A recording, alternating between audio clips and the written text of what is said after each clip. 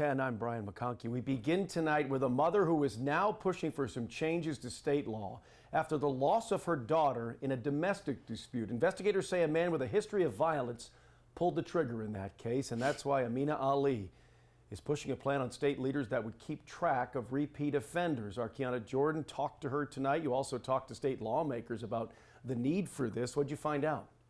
Well, Brian, Dr. Amina Ali's 30-year-old daughter, Kiyah, was shot in September 2025 by a man authorities say she was in a relationship with. And that's why Dr. Ali is now pushing for what she's calling Kiyah's law. The proposal would create a domestic violence offender registry for repeat violent offenders, no matter where they committed their crimes.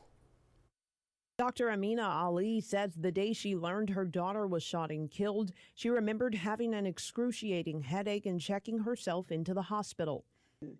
I was notified by the Richland County Sheriff's Department while I was there in the hospital. Unfortunately, she sustained a non-survivable injury.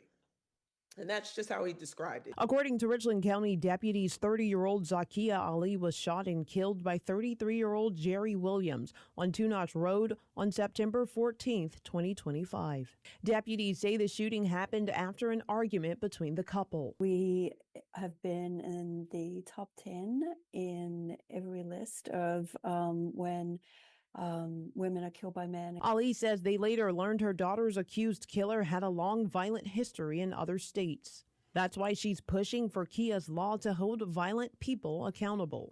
The idea behind, again, Kiyah's law is to make sure that if you do something in Florida and then you do something in Georgia, you don't get a chance to go to South Carolina to commit an act. The registry would track and trace offenders convicted of prior crimes against family and protected persons. Anyone convicted of domestic violence would be publicly listed as violent domesticators.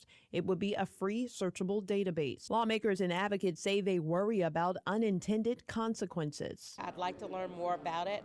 My initial reluctance just is, certainly with domestic violence, we know that if people are given the right treatment, and it's treated as a crime, that there is a reduction of recidivism. If we had a registry, would the community start to blame people even more if they're in a violent relationship? Ali says it's about protecting people. I don't want to criminalize anyone.